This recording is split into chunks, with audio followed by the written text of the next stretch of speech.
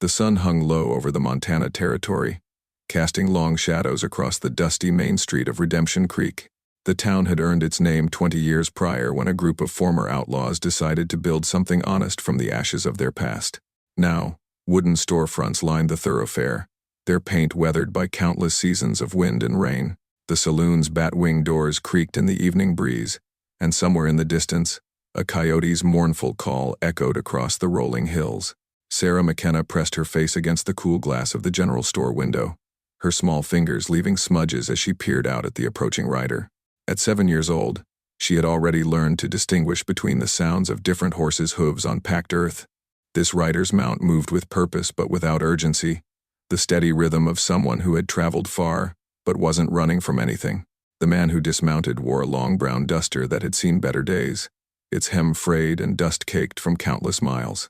His hat sat low over his eyes, casting his face in shadow, but Sarah could see the silver stubble along his jawline and the way his shoulders carried themselves with quiet confidence. Most telling of all was the worn leather medical bag that hung from his saddle horn, a sight that made Sarah's heart flutter with desperate hope. "Mama," she whispered, not taking her eyes off the stranger. "There's a doctor here." Behind her, Mary McKenna's sharp intake of breath was audible even over the crackling of the wood stove. She had been kneading bread dough with mechanical precision, the rhythmic motion one of the few things that kept her hands from shaking these days. Now she turned slowly, flour dusting her apron, her green eyes reflecting the same fragile hope that danced in her daughter's voice. "Are you certain, Sarah?" Mary's voice carried the careful tone of someone who had hoped too many times before, only to have those hopes dashed against the hard realities of frontier life. The stranger tied his horse to the hitching post with practiced efficiency, speaking softly to the animal as he loosened the cinch. Even from a distance, there was something gentle about his movements, something that spoke of hands accustomed to healing rather than hurting. As he lifted his medical bag and turned toward the store, Sarah caught her first clear glimpse of his face. His eyes were the color of weathered bronze, lined with wrinkles that suggested a man who smiled often, though his expression now was serious and focused. A jagged scar ran from his left temple to his cheekbone, evidence of some long-ago violence, but it did nothing to diminish the kindness that seemed to radiate from him like warmth from a well-tended fire. The bell above the door chimed as he stepped inside, bringing with him the sense of leather, horse, and something else, something clean and medicinal that made Sarah's chest tighten with anticipation. He removed his hat, revealing silver-streaked brown hair, and nodded politely to Mary. "Evening, ma'am. I'm Dr. Joshua Brennan. I was told in town that someone here might need medical attention." Mary's hands flew to her chest, pressing against her heart as if to keep it from bursting. "Dr. Brennan? Oh, praise God. Yes, we do. It's my husband, Thomas. He's been hurt for 3 weeks now, and we didn't know. We weren't sure." "Take a breath, ma'am," Dr. Brennan said gently, setting down his bag and approaching with the careful movements of someone accustomed to dealing with frightened animals and desperate people. "Tell me what happened, and then show me to him." Sarah watched as her mother struggled to compose herself, wiping flour-dusted hands on her apron. The words came in a rush then, as if Mary had been holding them back with a dam that finally burst. "There was an accident at the lumber mill. A beam fell, caught Thomas across the back and legs. Doc Peterson rode out from Miles City, but he said," Mary's voice cracked, "he said there wasn't much hope, that Thomas might never walk again, might not even. Oh, Dr. Brennan, he's been getting worse. The fever comes and goes, and sometimes he doesn't know where he island." Dr. Brennan's expression grew grave, but his voice remained steady and reassuring. "How long since Dr. Peterson was here?" 2 weeks, Mary whispered. "He said to make Thomas comfortable, and to prepare ourselves." The doctor's jaw tightened almost imperceptibly. "Mrs. McKenna, I want you to understand something. I can't make you any promises, but I've seen a lot of things in my years of practice, and I've learned that giving up is a luxury we can't afford out here. May I see him?" The back room of the McKenna home was dim and close, heavy with the smell of sickness and despair.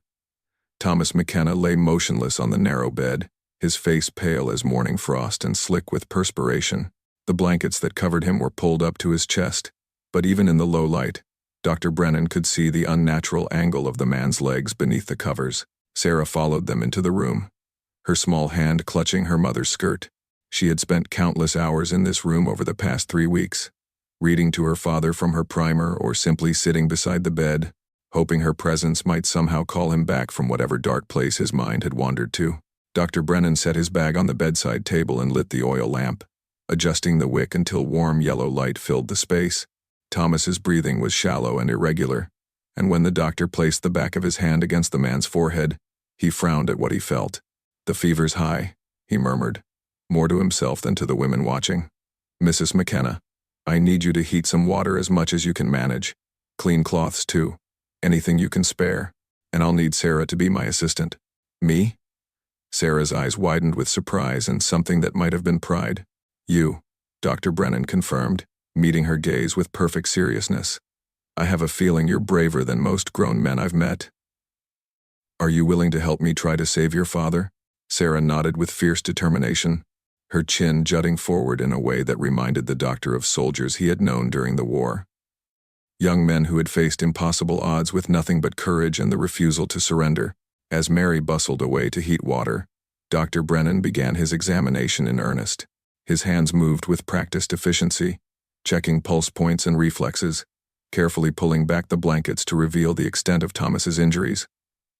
What he saw made him draw a sharp breath.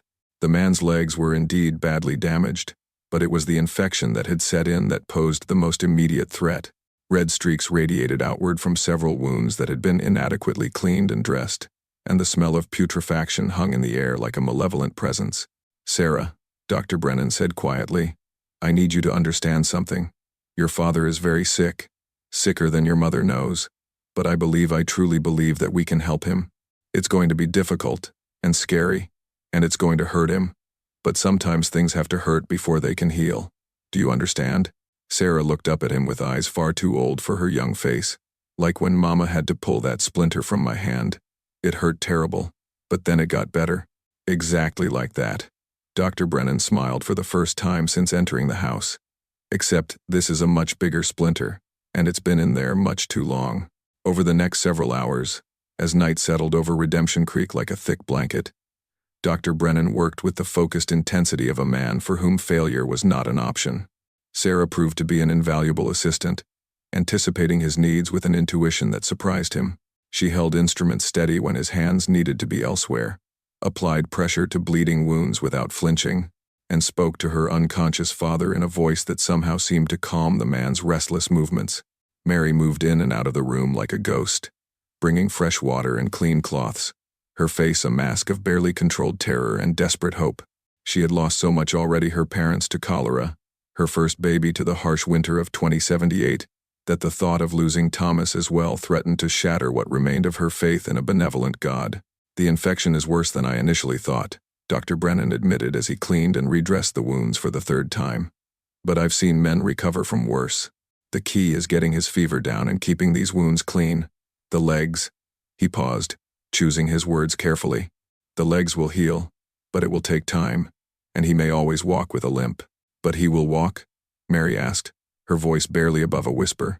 Dr. Brennan met her eyes across the bed where her husband lay fighting for his life. "If God wills it, and if we do our job right, then yes, he'll walk." As dawn approached, painting the eastern sky with fingers of pink and gold, Thomas McKenna's fever finally broke. The change was subtle at first. His breathing became deeper and more regular. The tension in his face eased, and for the first time in weeks, he seemed to be resting rather than simply existing in a state of unconscious torment. "Sarah," Dr. Brennan said softly, "call your mother. I think your father wants to wake up." Thomas McKenna's eyes opened slowly, focusing with difficulty on the faces gathered around his bed. The morning light streaming through the window seemed unbearably bright after weeks of darkness, and when he tried to speak, his voice came out as barely more than a whisper. "Mary?" The single word carried the weight of 1,000 questions. "I'm here, Thomas. I'm right here." Mary took his hand in both of hers, tears streaming down her face. "And Sarah's here too, and this is Dr. Brennan. He came all the way from—" "Where did you come from, Doctor?" "Colorado Territory," Dr. Brennan replied, checking Thomas's pulse and finding it stronger than it had been since his arrival. "I was passing through when I heard about your situation." Thomas's eyes moved to study the doctor's face, taking in the kind eyes and the competent hands that had clearly been at work during his unconsciousness. "How long?" he asked. 3 weeks since the accident," Mary answered. Dr. Brennan arrived yesterday evening. Thomas, he saved your life, Dr. Peterson said. He said to prepare for the worst. A shadow passed over Thomas's face as memory returned. He tried to move his legs beneath the covers, and Dr. Brennan saw the flash of panic that crossed his features when the movement came with difficulty. Easy, the doctor said calmly. Your legs were badly damaged, Mr. McKenna. But they're healing. You'll walk again. Though it may take some time and effort on your part. The mill, Thomas said, his voice growing stronger. Was anyone else hurt? No one else was injured, Mary assured him. It was just a terrible accident. The new support beam we had ordered was flawed. It snapped under the weight. Dr. Brennan continued his examination, noting with satisfaction that the infection appeared to be responding to treatment. You're a lucky man, Mr. McKenna. A few more days without proper treatment, and I fear we would have been having a very different conversation. Over the next several days, Thomas's recovery progressed steadily. Dr. Brennan had intended to stay only long enough to stabilize his patient, but something about the McKenna family, their quiet dignity in the face of hardship, their unwavering love for one another, and Sarah's remarkable courage convinced him to extend his visit.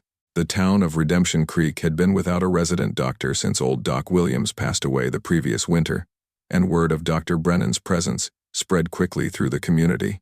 Soon, a steady stream of patients began appearing at the McKenna door.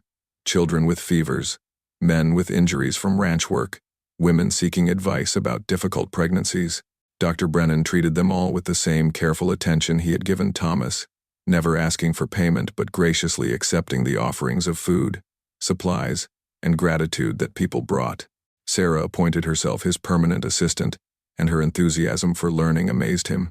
She had natural instincts for healing and a gentle touch that seemed to comfort patients almost as much as his medical expertise. You have a gift, Sarah, he told her one afternoon as they tended to a rancher's broken arm.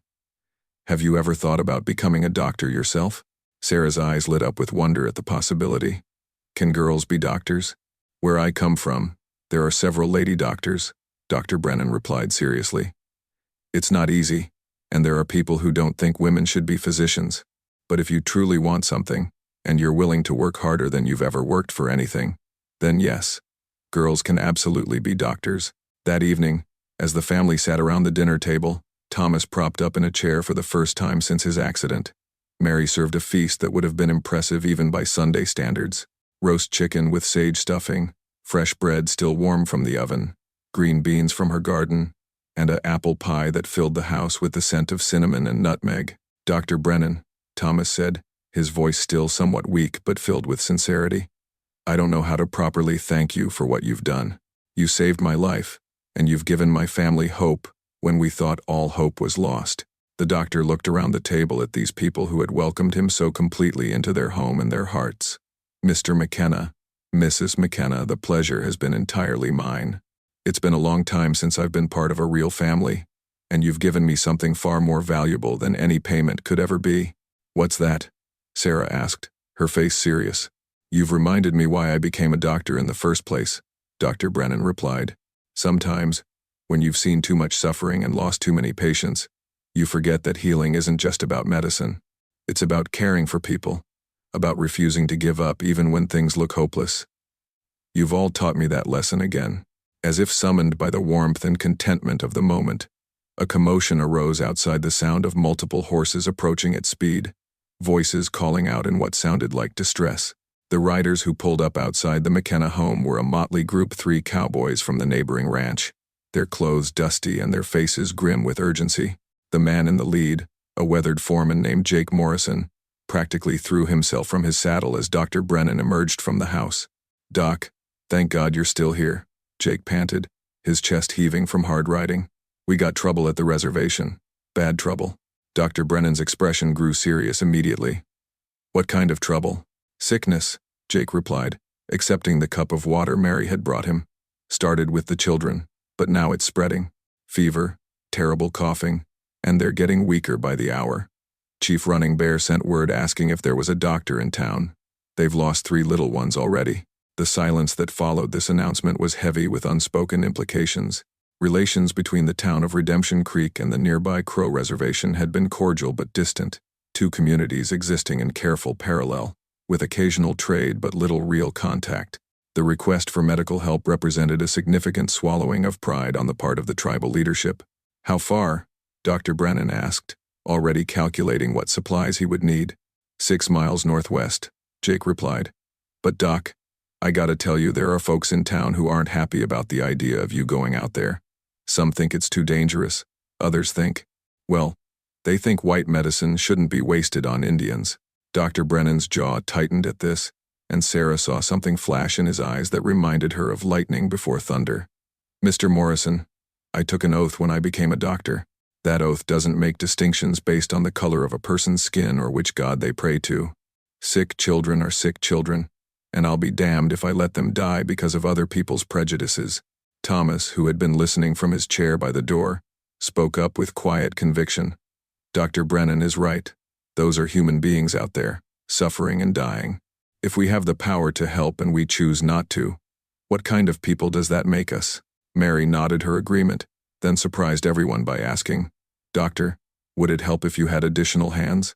I have some experience with nursing. And Sarah has been learning so much from you." "Mama," Sarah breathed, her eyes wide with excitement and terror in equal measure. Dr. Brennan looked around at this family who had already given him so much, now offering to risk their safety for the sake of strangers who might not even welcome their help. "It would help enormously," he admitted. "But I won't lie to you, reservation life is hard, and sick reservations are even harder. The conditions we'll find there, they may not be pleasant." "Dr. Brennan," Sarah said, her young voice carrying a determination that would have been impressive in someone twice her age. "You said that sometimes things have to hurt before they can heal. Maybe this is one of those times." An hour later, their wagon was loaded with as many medical supplies as Dr. Brennan could gather, along with food and blankets that Mary had insisted on bringing. Thomas, despite his protests that he should come along, remained behind with strict instructions to continue his exercises and rest. The ride to the reservation took them through country that seemed untouched by human hands, rolling hills covered in buffalo grass, stands of cottonwood trees along meandering creeks, and an enormous sky that stretched from horizon to horizon like a blue canvas painted with wisps of white cloud. Under different circumstances, it would have been a beautiful journey. As they approached the reservation, however, the beauty of the landscape gave way to a more sobering reality. The cluster of buildings and tipis that made up the community looked smaller and more fragile than Sarah had expected, and an ominous quiet hung over the entire area. No children played in the dusty spaces between dwellings, no women worked in the gardens, and the few adults they saw moved with the careful deliberation of people trying to conserve their strength. Chief Running Bear met them at the edge of the settlement, a tall man with steel-gray hair braided with feathers and beads, his weathered face marked by the kind of dignity that comes from leading people through times of great hardship. He studied Dr.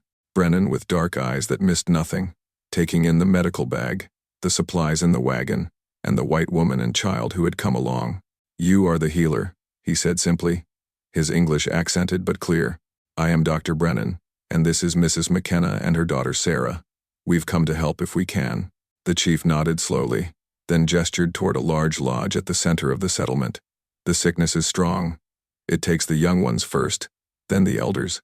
Our medicine man has tried all the old ways, but the spirits do not answer." As they approached the lodge, Sarah could hear the sound that would haunt her dreams for years to come, the wet, racking coughs of children struggling to breathe, punctuated by the low keening of mothers who had already lost too much. Inside the lodge, the scene was heartbreaking. Dozens of sick children lay on buffalo robes and blankets, their small bodies burning with fever while their parents knelt beside them, offering water and comfort with hands that shook from their own illness.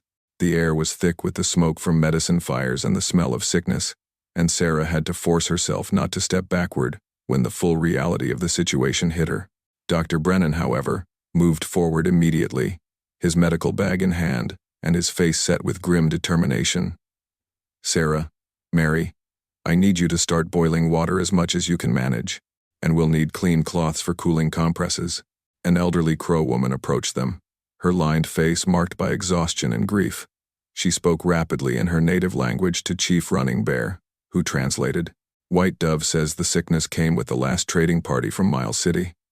First her grandson, Little Fox, became ill, then his friends, then their families. She asks if your medicine can fight this evil spirit that steals the breath from children." Dr. Brennan knelt beside a small girl who couldn't have been more than 4 years old. Her breathing labored and her lips tinged blue. Tell White Dove that this isn't an evil spirit, it's a sickness called pneumonia.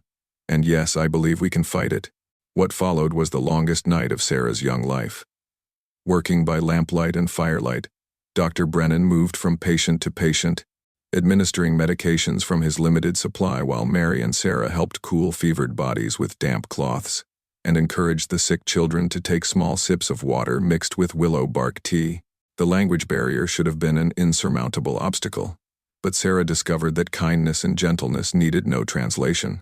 When she held a cloth to a feverish child's forehead or helped lift a cup to parched lips, the gratitude in the parents' eyes was universal. And when she began humming a lullaby her own mother had sung to her, several of the Crow women joined in with their own traditional songs, creating a harmony that seemed to bring peace to the suffering lodge. Dr. Brennan worked with tireless efficiency, but as the night wore on, Sarah could see the strain beginning to show in the lines around his eyes and the way his hands occasionally trembled with exhaustion. They had brought supplies for perhaps a dozen patients, not the 40-plus people who were showing symptoms of the illness. "Doctor," Mary whispered during a brief moment when he paused to check his supplies, "we're running low on everything." He nodded grimly. "I know. We'll have to make do with what we have and hope it's enough to turn the tide." Just before dawn, when Sarah felt as though she might collapse from exhaustion, she noticed something that made her heart leap with hope. The small girl, Dr. Brennan had examined first. The one with the blue-tinged lips was breathing more easily. Her fever had broken, and when Sarah offered her some water, the child managed to swallow several sips. "Dr. Brennan," Sarah called softly. "Look." The doctor hurried over, and the smile that spread across his face was like sunrise after the darkest night. "Well, hello there, little one. You're feeling better, aren't you?" Throughout the lodge, other children were beginning to show signs of improvement. The terrible rasping coughs were becoming less frequent, fevers were breaking, and parents who had maintained their vigils with desperate prayers were beginning to dare to hope again. Chief Running Bear approached Dr. Brennan as the morning sun began to filter through the lodge's entrance. The proud chief's eyes were bright with unshed tears, and when he spoke, his voice carried the weight of profound gratitude. "White Healer, you have given us back our children. How can we repay such a debt?" Dr. Brennan looked around at the lodge filled with recovering patients and the families who would remain intact because of this night's work. "Chief Running Bear, the only payment I need is the knowledge that these children will grow up healthy and strong." But the chief shook his head. "Among my people, such a debt cannot go unpaid. You will stay with us until the sickness has completely passed, and when you are ready to return to your home, you will not go empty-handed." Over the next 5 days, Dr. Brennan, Mary, and Sarah remained at the reservation, monitoring the patients and helping with the recovery process. Sarah found herself fascinated by the different approaches to healing used by the Crow medicine man, an ancient elder named Grey Wolf, who had initially regarded the white doctor's methods with suspicion, but gradually came to respect the effectiveness of his treatments. "Different paths, same destination," Grey Wolf told her one afternoon as they sat beside the creek that ran through the reservation. He was teaching her which plants could be used to make healing teas, and Sarah absorbed the knowledge with the same enthusiasm she had shown for Dr. Brennan's medical techniques. "You mean like how my mama makes bread with wheat flour, but you make yours with acorn flour, and they both fill your belly?" Sarah asked. Grey Wolf smiled, his weathered face creasing with approval. "Wise child, the Great Spirit gives many gifts to many people. Smart people learn from all gifts." As the last of the patients recovered and it became clear that the epidemic had been successfully contained, the reservation began to return to normal life. Children played in the dusty areas between lodges, women returned to their gardens and crafts, and the men resumed their hunting and trading activities. The shadow of death that had hung over the community lifted like morning fog before the sun. On their final evening at the reservation, the entire community gathered for a feast in honor of their white visitors. Tables made from boards balanced on sawhorses groaned under the weight of roasted venison, fresh trout from the nearby streams, fry bread, wild berry preserves, and corn prepared in ways that Sarah had never imagined. The air filled with the sounds of laughter, conversation in both English and Crow, and the music of drums and flutes. Chief Running Bear stood to address the gathering, his voice carrying easily over the assembled crowd. 5 nights ago, death stalked our children. We sent runners to the White Town, not knowing if help would come or if it would be refused. But the Great Spirit sent us 3 people with hearts as big as the Montana sky. He gestured toward Dr. Brennan, Mary, and Sarah, who sat in places of honor near the central fire. White Healer, White Dove tells me you could have asked for payment in gold or cattle, but you asked for nothing. White Mother, you could have stayed safe in your home, but you came to help strangers. And Little White Warrior, he said, his eyes twinkling as they settled on Sarah, you worked as hard as any grown person, without fear, without complaint. The chief reached into a beaded pouch at his waist and withdrew something that glinted in the firelight. Dr. Brennan, please stand. Dr. Brennan rose, somewhat uncomfortable with being the center of attention but respectful of the ceremonial nature of the moment. This belonged to my grandfather's grandfather, Chief Running Bear said. Holding up what Sarah now saw was a magnificent silver pendant in the shape of an eagle with wings spread wide. It is said that whoever wears it will always find his way home, no matter how far he wanders. But more than that, it marks the wearer as a brother to the Crow people, welcome in our lodges and at our fires for all the days of his life. As the chief placed the pendant around Dr. Brennan's neck, the assembled crowd erupted in cheers and the rhythmic chanting of what Sarah assumed was a traditional blessing song. But the presentations weren't finished. White Dove approached Mary with a beautiful blanket woven in patterns that seemed to tell a story in their intricate designs. For the mother who left her own nest to help protect ours, the old woman said in careful English. Finally, Grey Wolf shuffled forward, carrying something small wrapped in soft deerskin. Little White Warrior, he said to Sarah, you have the heart of a healer and the courage of a bear cub. This is for you. Sarah unwrapped the gift with trembling hands and gasped at what she found inside. It was a medicine pouch made from the softest leather she had ever touched, decorated with tiny beads and patterns that seemed to shift and dance in the firelight. Inside were small samples of various healing herbs and roots. Every great healer must have the right tools, Grey Wolf explained. These plants will help you remember that healing comes from the earth, from the heart, and from the willingness to serve others. Carry them always, and they will remind you of your purpose. Sarah clutched the pouch to her chest, too overcome with emotion to speak. In the span of a few days, her entire world had expanded beyond anything she could have imagined. She had seen suffering and death, but she had also seen the power of knowledge and compassion to push back against both. The celebration continued late into the night, with stories being shared around the fire and friendships being forged between people who had been strangers just days before.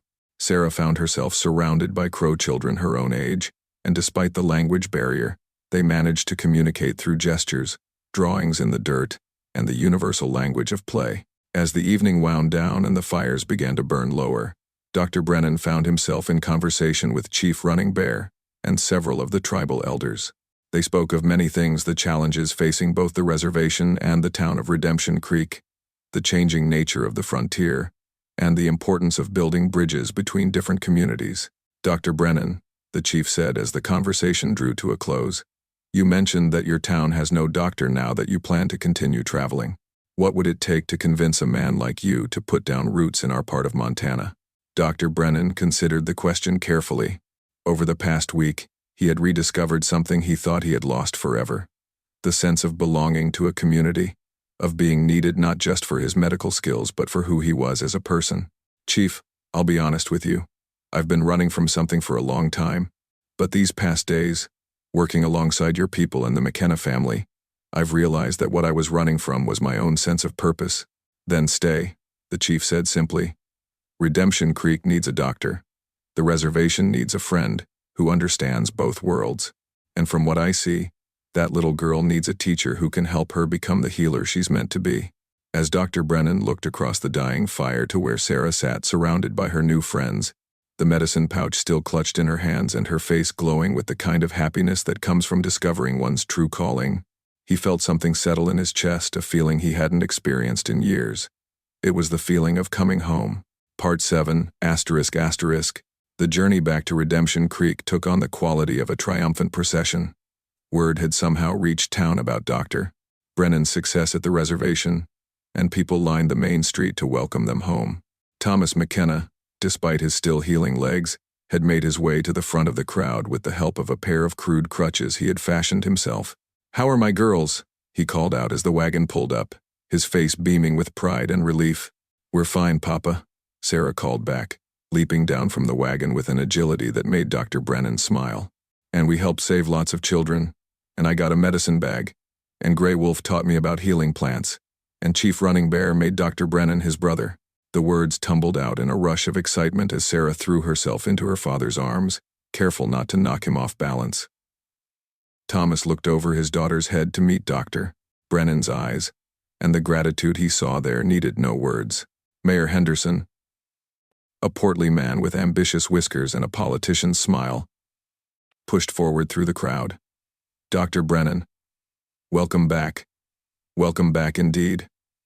I trust your humanitarian mission was successful. There was something in the mayor's tone that suggested he wasn't entirely pleased with the doctor's choice to help the reservation, but Dr. Brennan chose to ignore the implication. Very successful, Mayor Henderson.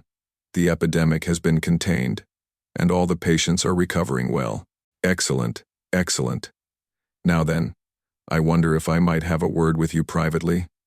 There are some matters we should discuss regarding your future here in Redemption Creek. Dr. Brennan glanced around at the assembled crowd, shopkeepers, ranchers, families with children, elderly folks who had come out despite their arthritis and aches just to be part of the homecoming. These were good people, he realized, even if their elected representative might harbor some unfortunate prejudices. Mayor Henderson, anything you have to say to me can be said in front of these folks. They're the ones I've been treating, after all. The mayor shifted uncomfortably, clearly having hoped for a more private venue for whatever he had planned to say. Well, yes, of course. It's just that there are some in the community who have expressed concerns about your recent activities. Some feel that a town doctor should focus his attention on the town's residents, not on outside interests. A murmur ran through the crowd, and Dr. Brennan saw several faces that reflected disagreement with the mayor's sentiment. Mrs. Patterson, the elderly widow whose arthritis he had been treating, stepped forward with the aid of her walking stick. Harold Henderson, are you suggesting that Dr. Brennan did something wrong by saving those children? Her voice carried the authority of someone who had taught school for 40 years and wasn't intimidated by pompous politicians. Because if you are, you'll find yourself facing a lot of disagreement from this quarter. Several other voices joined in support of Mrs. Patterson's position. Jake Morrison, the ranch foreman who had brought news of the epidemic, spoke up from the back of the crowd. Dr. Brennan didn't just save Indian kids, he said loudly. He saved all of us. You think that sickness would have stayed put on the reservation?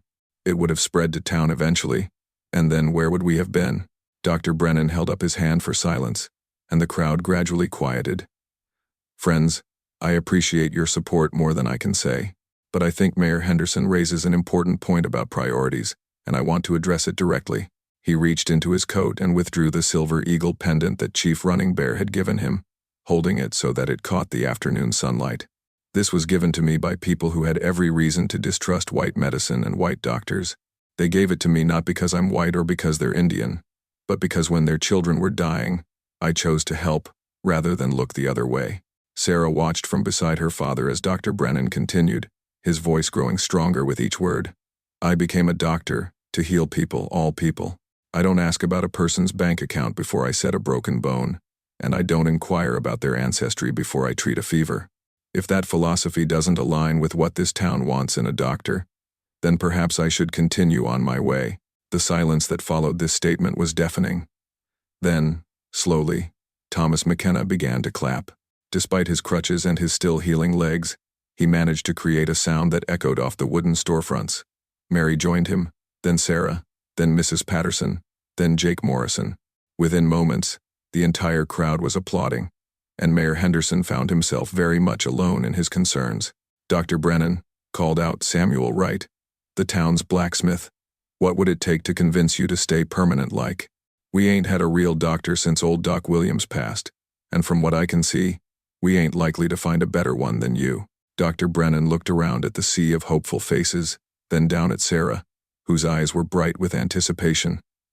Mr. Wright, I'd need a place to set up a proper practice.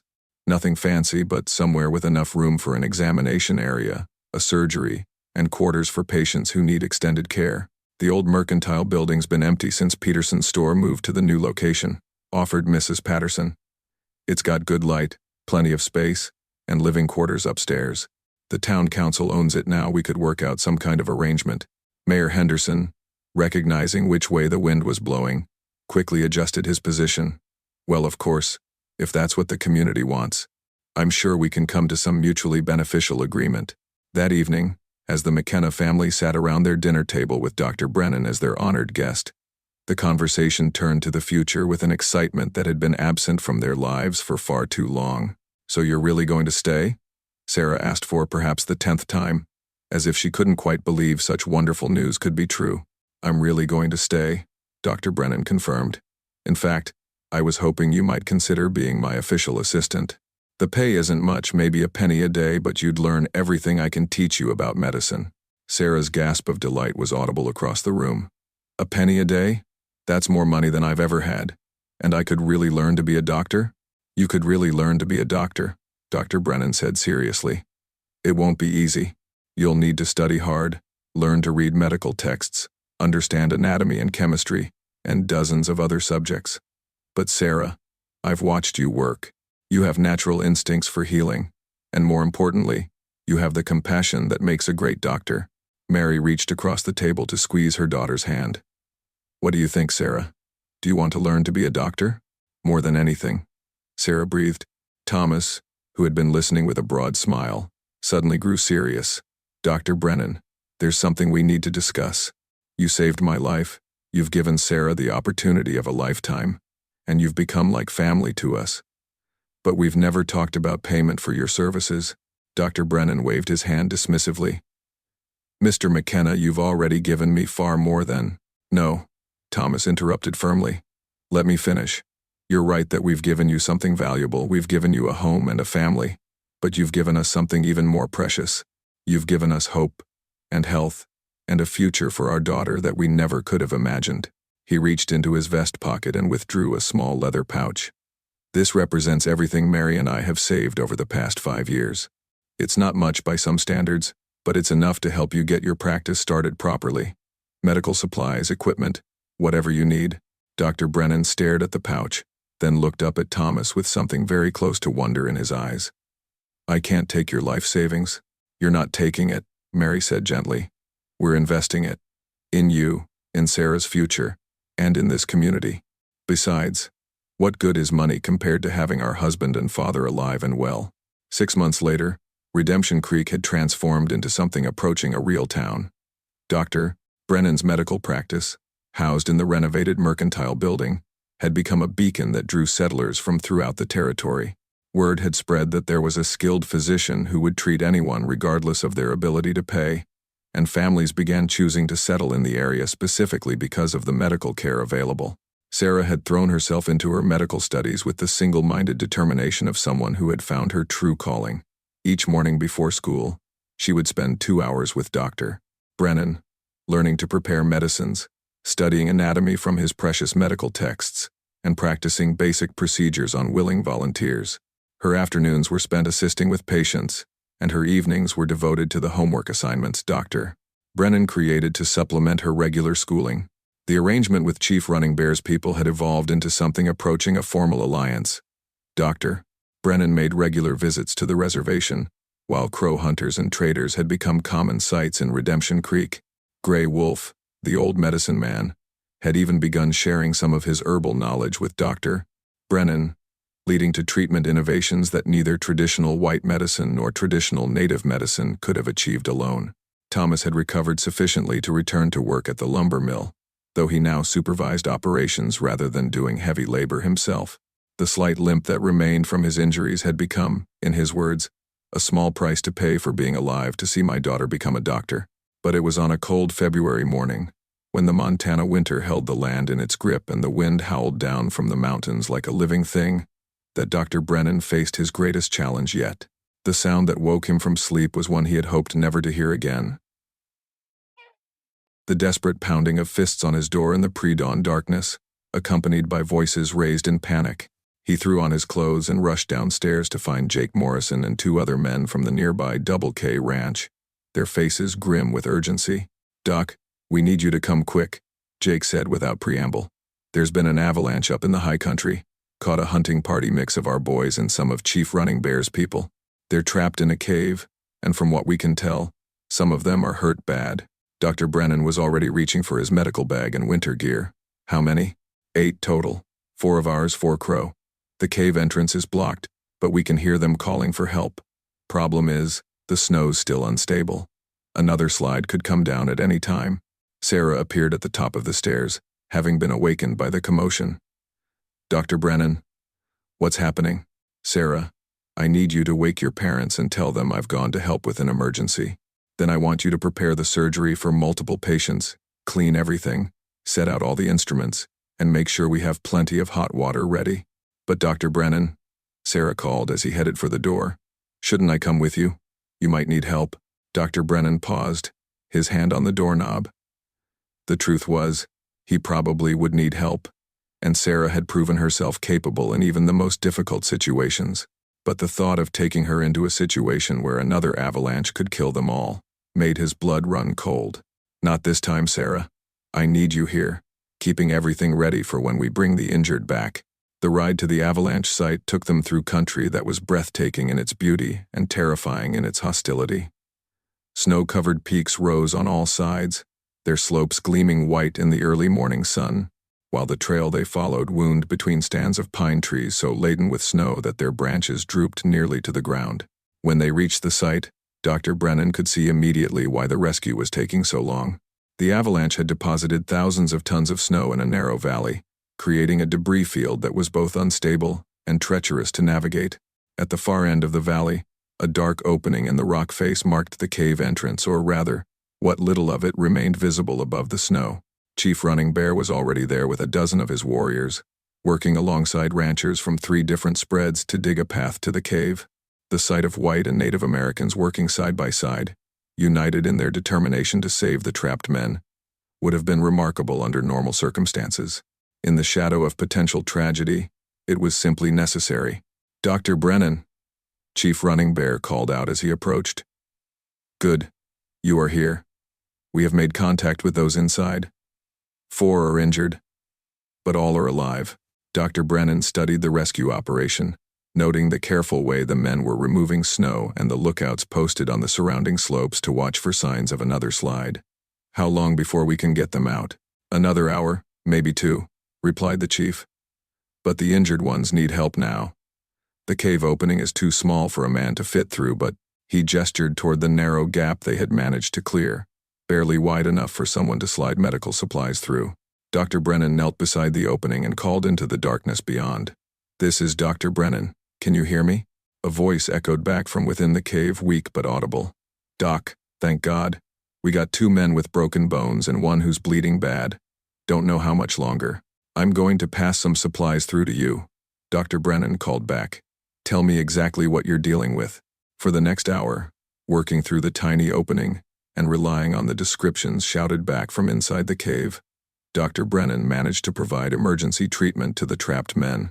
He passed through splinting materials, bandages, morphine for pain, and whiskey for sterilization, all while providing detailed instructions to the uninjured men about how to care for their companions.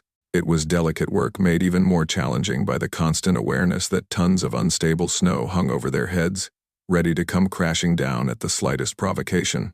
Finally, as the sun reached its zenith, the rescue team managed to clear an opening large enough for the trapped men to be brought out. One by one, they emerged from the cave battered, cold, and injured, but alive. Dr. Brennan worked quickly to stabilize the most seriously wounded for the journey back to town, while Chief Running Bear organized the transport. As they loaded the last patient onto a makeshift stretcher, a rumbling sound echoed across the valley, the ominous warning of snow beginning to shift on the slopes above. Everyone froze, looking up at the mountainside where a small slide was already beginning to build momentum. Move! Chief Running Bear shouted. Everyone out of the valley. Now! Part 9, ***. The retreat from the avalanche zone became a desperate race against time and nature. Dr. Brennan found himself running alongside a stretcher carrying Jim Weber, a young cowboy whose leg had been badly broken in the initial slide.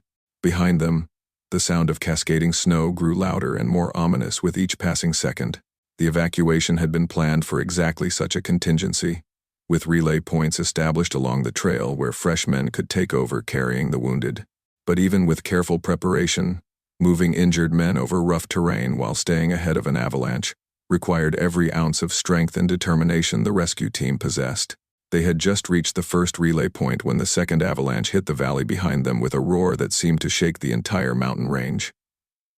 "Doctor," Brennan turned to see a massive wall of white thundering down the slope, obliterating the cave entrance and filling the valley with enough snow to bury a small town. "That was close," Jim Weber said weakly from his stretcher, managing a pained smile despite his injuries. "Too close for my liking." "Mine too," Dr. Brennan agreed, checking his patient's splints to make sure the rough evacuation hadn't done any additional damage. "But we're clear now, and you're going to be fine." The journey back to Redemption Creek took most of the day, with the procession moving slowly to accommodate the injured men and the challenging winter conditions. As they approached town, Dr. Brennan could see smoke rising from the chimney of his clinic and warm light glowing in the windows, evidence that Sarah had followed his instructions and prepared for their arrival. Indeed, when they carried the first patient through the clinic door, they found everything exactly as Dr. Brennan had hoped. Sarah had transformed the space into an efficient field hospital, with clean beds prepared, instruments sterilized and laid out, and kettles of hot water steaming on the stove. Mary McKenna was there as well, along with several other women from town who had volunteered to help. "Dr. Brennan," Sarah called out, her face flushed with excitement and relief. "I've got everything ready, just like you taught me, and Mrs. Patterson sent over extra blankets, and Mr. Wright made some metal splints in case you needed them." Dr. Brennan felt a surge of pride as he looked at his young assistant. In the months since he had begun training her, Sarah had developed into a capable and intuitive medical aide. More importantly, she had maintained her compassion and enthusiasm, even when dealing with the most challenging cases. "Sarah, you've done perfectly," he said, beginning his examination of the first patient. "Now, I need you to assist me while we take care of these men." What followed was a long night of surgery and treatment. Dr. Brennan worked to set broken bones, stitch cuts, and treat the various injuries the trapped men had sustained. Sarah assisted with the precision of someone far older and more experienced, anticipating his needs and maintaining a calm presence even during the most difficult procedures. The most challenging case was Billy Crowfeather, one of Chief Running Bear's warriors, who had suffered internal injuries that required delicate surgery. As Dr. Brennan worked to repair the damage, he found himself drawing on techniques he had learned not just from his medical training, but from conversations with Grey Wolf about traditional healing practices. "Sarah," he said quietly as he worked, "hand me that pouch of willow bark powder. And prepare a tea from those herbs. Grey Wolf gave us the ones for preventing infection." Sarah complied without question, having learned to trust Dr. Brennan's judgment completely. As she prepared the herbal remedy, she marveled at how naturally the different approaches to healing seemed to complement each other when combined with skill and knowledge. By dawn, all 8 patients had been treated and were resting comfortably. 3 would heal completely within a few weeks, 4 would have longer recoveries but no permanent damage, and Billy Crowfeather would need extended care but would ultimately make a full recovery. As Dr. Brennan finally sat down for the first time in 18 hours, Sarah brought him a cup of coffee and a plate of eggs that Mary had prepared. "Dr. Brennan," she said seriously, "I've been thinking about what happened yesterday." "What about it?" "You saved 8 men's lives in that cave, even though you couldn't get to them to treat them properly. You had to trust other people to follow your instructions and do things they'd never done before." Dr. Brennan nodded, wondering where this conversation was leading. "Well," Sarah continued, "I think that's what being a doctor really means. It's not just about knowing medicine, it's about teaching other people how to help, and trusting them to do it, and working together, even when things are scary." Dr. Brennan set down his coffee cup and looked at this remarkable young woman who had somehow managed to articulate something profound about the nature of healing. "Sarah, I think you understand being a doctor better than most people who've been practicing for years." As the days passed and the rescued men recovered, the story of the avalanche rescue spread throughout the territory. But what people remembered most wasn't the dramatic race against the second avalanche, or even the successful treatment of the injured. What they remembered was the sight of people from different backgrounds working together toward a common goal, and the image of a young girl working alongside an experienced doctor, as if they had been partners for decades. The event marked a turning point for Redemption Creek and the surrounding area. The cooperation between the town and the reservation, which had begun with Dr. Brennan's treatment of the pneumonia epidemic, deepened into a true partnership. Trade increased, friendships developed across cultural lines, and the combined communities became stronger and more prosperous than either could have been alone. 5 years later, on a warm summer evening in 1885, the town of Redemption Creek was celebrating its annual Founders' Day festival.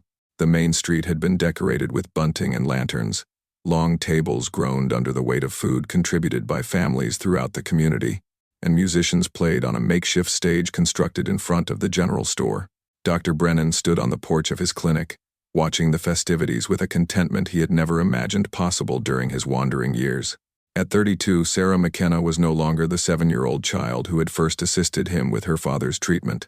She had grown into a confident young woman who possessed both the medical knowledge and the practical skills necessary to serve as a doctor in her own right. The previous year, Sarah had passed the territorial medical examination, becoming the first licensed female physician in Montana Territory. The achievement had been celebrated not just in Redemption Creek but throughout the region, as word spread of the young woman who had learned her profession under the tutelage of the legendary avalanche doctor. Dr. Brennan called a familiar voice, and he turned to see Chief Running Bear approaching with his grandson, Little Fox, the same child who had been among the first pneumonia patients 5 years earlier. Chief Running Bear, Little Fox. Dr. Brennan smiled, shaking hands with both. "Are you enjoying the celebration?" "Very much," the chief replied. "Though I confess I am here on business as well as pleasure. I have something to discuss with you and Dr. Sarah." Dr. Sarah was what most people called her now, to distinguish her from Dr. Brennan. She approached them from across the street, having just finished examining a child who had scraped his knee during the festivities. "Chief Running Bear," she said warmly, "how wonderful to see you. And Little Fox, my goodness, you've grown at least 6 inches since I last saw you." Little Fox, now 12 and proudly wearing traditional Crow clothing mixed with modern elements, grinned at the compliment. "Dr. Sarah, my grandfather says you might be able to help with something important." Chief Running Bear nodded seriously. "As you know, our reservation has been growing. New families have joined us, driven from other territories by broken treaties and government policies. We need more medical care than your monthly visits can provide." Dr. Brennan and Sarah exchanged glances, both understanding immediately where this conversation was heading. "What are you proposing?" Dr. Brennan asked. "We would like to build a clinic on the reservation," the chief said. "Nothing as elaborate as your facility here, but something permanent where sick people can be treated properly. And we would like to ask Dr. Sarah if she would consider establishing her practice there." Sarah's eyes widened with surprise and excitement. Over the years, she had developed a particular affinity for working with the Crow people, and many of her most rewarding cases had come during her visits to the reservation. The opportunity to work there permanently was more appealing than anything she could have imagined. "Chief Running Bear," she said carefully, "I'm honored by the offer, but I couldn't abandon the people here in Redemption Creek. They depend on medical care too." "Which is why we've been discussing this for months," the chief replied with a slight smile. "Dr.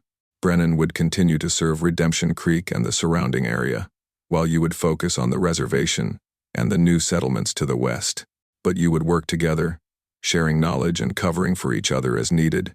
Dr. Brennan felt a familiar warmth in his chest, the same feeling he had experienced years earlier when he realized he had found his true home.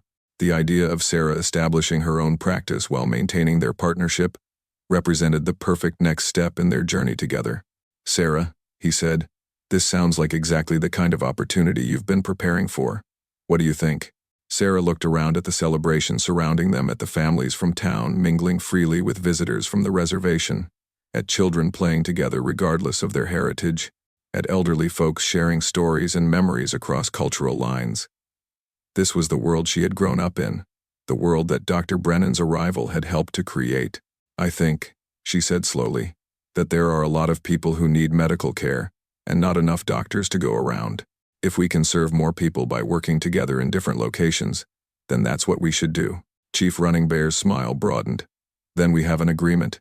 The clinic will be built before the snow flies, and Dr. Sarah can begin her practice there whenever she feels ready." As the evening progressed and the celebration continued around them, Dr. Brennan found himself reflecting on the remarkable journey that had brought him to this place. He had arrived in Redemption Creek as a lonely wanderer, carrying nothing but medical supplies and a determination to help people. He was leaving his partner practice as a man surrounded by family and friends, having helped create a community where cooperation and compassion were stronger than prejudice and fear. Late that night, After the last of the festival-goers had headed home and the main street had returned to its normal quiet, Dr. Brennan and Sarah sat on the clinic porch, watching the stars appear in the clear Montana sky. "Are you nervous?" Dr. Brennan asked. "About starting your own practice?" Sarah considered the question carefully. "A little," she admitted, "but mostly I'm excited. You taught me that being a doctor isn't just about treating sickness, it's about bringing people together, building trust, and proving that caring for others is more important than the things that divide us." Dr. Brennan nodded, remembering a conversation they had shared years earlier. "You said something once, when you were very young, about how sometimes things have to hurt before they can heal." "I remember," Sarah said softly. "I think that applies to more than just medicine," Dr. Brennan continued. "Sometimes communities have to go through pain epidemics, accidents, conflicts before they can become stronger. The hurt brings people together, and the healing becomes something they share." Sarah looked out at the town where she had grown up, thinking about all the changes she had witnessed and participated in. "Dr. Brennan, do you ever regret staying here instead of continuing to travel?" Dr. Brennan smiled, his weathered face creasing with genuine happiness. "Sarah, I spent years wandering from place to place, treating patients, and moving on. I thought that was what being a doctor meant, always being needed somewhere else. But what I learned here is that sometimes the greatest healing happens when you stay in one place long enough to watch the seeds you plant actually grow." As if to emphasize his point, the sound of laughter drifted across the night air from the direction of the reservation, where the celebration was apparently continuing. It was the sound of children playing crow and white children together, just as Sarah and Little Fox had done years earlier. "Besides," Dr. Brennan added with a chuckle, "someone has to keep an eye on you and make sure you don't work yourself to death trying to save everyone in Montana territory."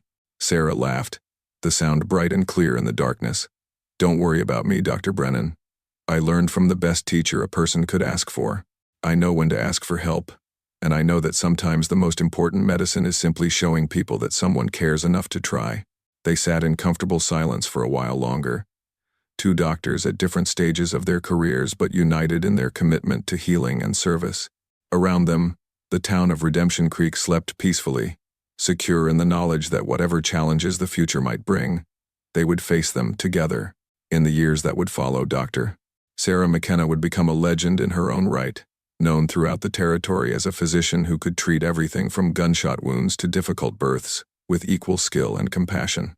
Her clinic on the reservation would become a model for cooperation between different communities, and her partnership with Dr. Brennan would influence a generation of young doctors who learned that healing was about more than medical knowledge. But that future was still unwritten on this starlit evening in 1885.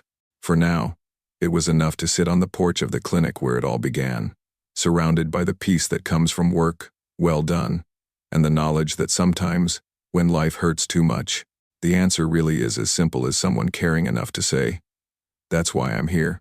As the clock in the church tower chimed midnight, marking the end of Founders Day and the beginning of another year in Redemption Creek, Dr. Brennan and Dr. Sarah finally headed inside, ready to rest before whatever challenges tomorrow might bring. Behind them, the silver eagle pendant that still hung around Dr. Brennan's neck caught the starlight one last time before disappearing into the darkness, a reminder of the bonds that can form between strangers and the healing that happens when people choose compassion over fear. The story of the doctors of Redemption Creek had begun with a simple act of kindness toward a desperate family. It would continue for decades to come, touching countless lives and proving that sometimes the greatest adventures are found not in leaving home, but in choosing to stay and build something lasting. In a land where survival often required hardness and suspicion, they had chosen instead to believe in the power of healing, cooperation, and hope. And in that choice, they had found not just their calling, but their home.